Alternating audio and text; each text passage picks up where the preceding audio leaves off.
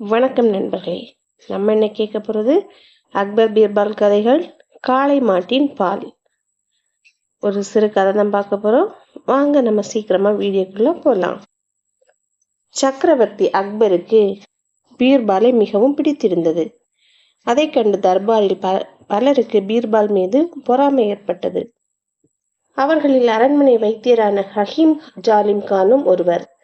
அவரும் பீர்பால் மீது பொறாமை கொண்ட மற்றவர்களும் பீர்பாலை சிக்கலில் ஆழ்த்த நல்லதொரு சந்தர்ப்பத்தை எதிர்நோக்கி இருந்தனர். ஒரு நாள் அக்பருக்கு காய்ச்சல் ஏற்பட்டது. உடனே அரண்மனை வைத்தியர் ஜாலிம் கான் அவசரமாக வரவழைக்கப்பட்டார்.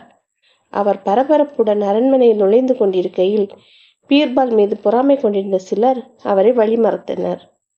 வழியை விடுங்கள், சக்கரவர்த்திக்கு உடம்பு சரியில்லை, நான் அவரை உடனே பார்க்க வேண்டும் என்றார் ஜாலிம் கான். நீங்கள் சக்கரவர்த்தியை பார்க்க போகிறீர்கள் என்பதால் தான் உங்களிடம் அவசரமாக வந்திருக்கின்றோம் என்று அவர்கள் பீர்பாலை காலை வாரிவிட ஒரு அருமையான வாய்ப்பு உங்களுக்கு கிடைத்திருக்கிறது என்றனர். பீர்பாலை படுகொலியில் தள்ள நான் எது வேண்டுமானாலும் செய்ய தயார், உடனே சொல்லுங்கள் என்றார் ஜாலிம் கான். வயதான ஒருவர் ஜாலிம் கானின் காதில் தங்களுடைய ரகசிய திட்டத்தை கூறினார். அதை கேட்டதும் ஜாலிம் கான் உற்சாகத்தில் துள்ளி குதித்தார். தனக்கு யோசனை கூறியவர்களுக்கு நன்றி தெரிவித்த பின் அக்பருக்கு சிகிச்சை அளிக்க சென்றார். அக்பர் தனது படுக்கை அறையில் தலைவரை கம்பளியால் போர்த்தி கொண்டு முணங்கிக் கொண்டிருந்தார். ஜாலிம் கான் அக்பரை கவனமாக சோதித்தார். அவருக்கு ஏற்பட்டிருப்பது சாதாரண காய்ச்சல் தான் என்று தெரிந்துவிட்டது. ஆனாலும் வெகு நேரம் அக்பரை சோதித்து பார்த்த பின் மிகவும் கவலைப்படுவது போல் சற்று நேரம் பாசாங்கு செய்தார். அதன் பிறகு அவர் அக்பரிடம், பிரபு, உங்களுக்கு வந்திருப்பது விஷக்காய்ச்சல். அதற்கு மருந்துகள் என்னிடம் இருக்கின்றது. ஆனால் காளை மாட்டின் பாலுடன் சேர்த்து சாப்பிட்டால்தான் விரைவில் குணமடைவீர்கள். அதனால் தான் கவலைப்படுகிறேன் என்றார். காளை மாட்டின் பாலா என்று வியப்புடன் கேட்டார் அக்பர். பால் தரும் காளை மாடுகளும் இருக்கின்றன பிரபு, ஆனால் அவற்றை கண்டுபிடிப்பது மிகவும் கஷ்டம் என்றார் ஜாலிம் கான். யார் அதை கண்டுபிடிப்பது என்று அக்பர் கவலையுடன் கேட்க, ஏன் பிரபு, நமது பீர்பால் மிகவும் புத்திசாலி, அவரால் முடியாத காரியமே எதுவும் இல்லை என்றார் ஜாலிம் கான். பீர்பால் பால் தரும் காளை மாட்டை எப்படி கண்டுபிடிக்க முடியும் என்று அக்பர் சந்தேகத்துடன் ஜாலிம் கானிடம் கேட்டார். அத்தகைய காளை மாட்டை இந்த உலகில் யாராவது ஒருத்தரால் கண்டுபிடிக்க முடியும் எனில் அது பீர்பால் மட்டுமே என்று கூறிய வைத்தியர், பிரபு, நீங்கள் ஒரு வாரம் ஓய்வெடுங்கள். இந்த மருந்தை ஒரு நாளைக்கு 4 முறை காளை மாட்டு பாலில் கலக்கி சாப்பிடுங்கள், நீங்கள் குணமாகி விடுவீர்கள் என்று சொல்லிவிட்டு மருந்தை கொடுத்துவிட்டு சென்றார் ஜாலிம் கான். உடனே பீர்பால் அக்பர் முன் வரவழைக்கப்பட்டார். எப்படி இருக்கிறீர்கள் பிரபு என்று பீர்பால் கேட்க, நீதான் பார்க்கின்றாயே பீர்பால், எனக்கு கடுமையான காய்ச்சல், வைத்தியர் மருந்து தந்திருக்கிறார், ஆனால் அதை காளை மாட்டு பாலில் குழைத்து சாப்பிட வேண்டுமாம் என்றார் அக்பர்.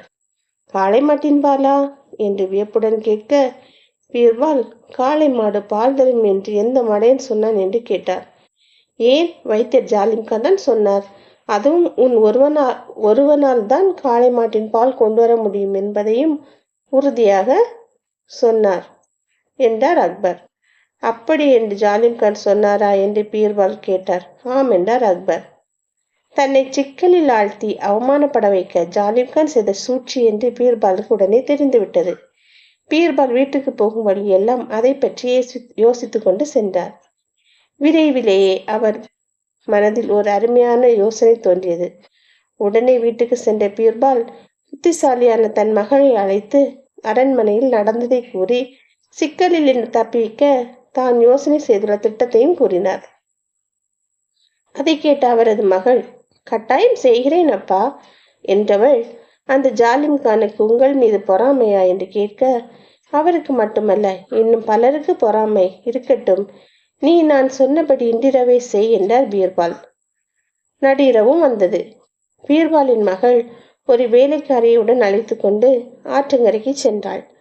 அக்பருடைய அரண்மனை அருகே உள்ள படித்துறையை தேர்ந்தெடுத்த அவள் தன்னுடன் கொண்டு வந்திருந்த துணிகளை ஆற்றில் அலசி துவைக்க தொடங்கினாள். அக்பரின் படுக்கை அறைக்கு மிக சமீபத்தில் அந்த படித்துறை இருந்ததால் பீர்பாலின் மகள் ஓங்கி ஓங்கி துணிகளை படியில் அடித்த சத்தம் நடுநிசி வேளையில் மிக முறக்க கேட்டது. அது போதாதென்று வேலைக்காரியுடன் சத்தமாக சிரித்துக்கொண்டே பேசினாள். அந்த சத்தத்தில் அக்பரின் தூக்கம் கலைந்து போயிற்று.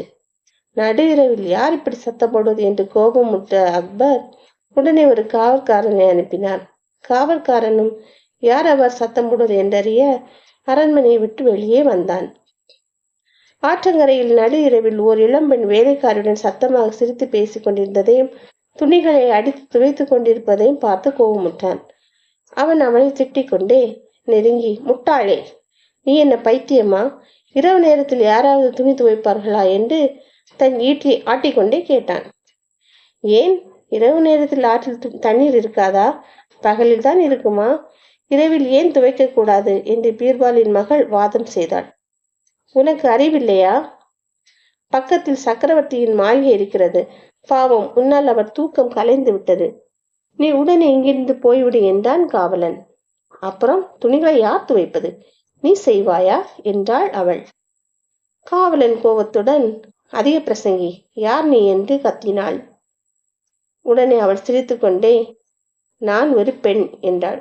திமிர் பிடித்தவளே, நீ யாருடைய பெண் என்றான் காவலன். நான் என் அப்பாவுடைய பெண் என்று இடக்கு மடக்காக அவள் பதில் சொல்ல காவலன் பொறுமை இழந்தான். உன்னை சக்கரவர்த்தியிடம் இழுத்து போகின்றேன். இதே போல் அங்கே பதிலளித்தால் அவர் உனக்கு சவுக்கடி கொடுப்பார் என்று காவலன் அவளை இழுத்து கொண்டு அக்பரிடம் சென்றான். அக்பரின் முன் நிறுத்தப்பட்ட பீர்பாலின் மகளின் முகத்தில் பயம் துளி கூட இல்லை.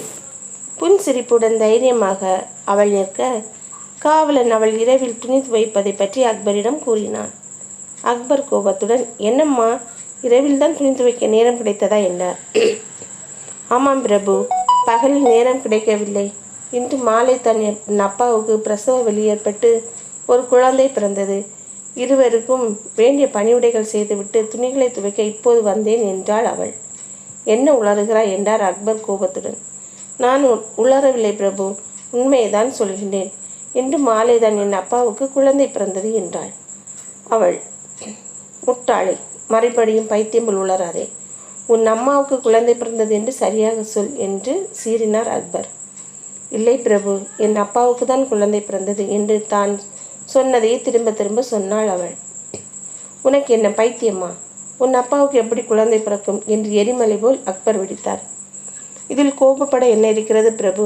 காளை மாடு பால் கொடுக்க முடியும் என்றால் ஓர் ஆணினால் குழந்தை பெற முடியாதா என்று அவள் கேட்டவுடன் அக்பருக்கு சுரீர் என்று உரைத்தது. உடனே அவருக்கு விளங்கிவிட்டது. அவர் கோபமெல்லாம் குறைந்து விட்டது. பெண்ணே, நீ பீர்பாலின் மகளா என்று அக்பர் கேட்டார். ஆம் பிரபு என்றாள் அவள். பீர்பாலை தவிர வேறு யாருக்கும் இப்படியெல்லாம் யோசனை தோன்றாது. பெண்ணே, பீர்பாலை வீணாக காளை மாட்டின் பாலை தேடி அலைய வேண்டாம் என்று சொல். அதை நீயே கொடுத்து விட்டதாக சொல் என்று அக்பர் பொற்காசுகளில் நிரம்பிய பை ஒன்றை அவளுக்கு பரிசாக கொடுத்தார். அதை பெற்றுக்கொண்ட அவள் அவரை வணங்கிவிட்டு வீடு சென்றாள். அவள் சென்ற பின் அக்பர் தனக்கு தானே நினைத்து கொண்டார். இந்த ஜாலிம் கண் பீர்பாலை சிக்க வைக்க வேண்டுமென்றே காளை மாட்டின் பால் கொண்டு வர சொல்லி என்னை முட்டாளாக்கி விட்டாள். ஒரு பெண்ணின் முன்னால் உடைக்கப்பட்டது தான் மிச்சம் என்று எண்ணினார். அக்பருக்கு அவன் மீது இருந்த கோபமாக வந்தது. மறுநாள் ஜாலிம் கான் வாழ்நாளில் கேட்டிராத வார்த்தைகளால் அக்பரிடம் சரம் மாறியாக திட்டு வாங்கினார். இந்த கதை எப்படி இருக்குது ஃப்ரெண்ட்ஸ்? இந்த கதை உங்களுக்கு பிடிச்சிருந்தா லைக் பண்ணுங்கள், கமெண்ட் பண்ணுங்கள். தேங்க்யூ.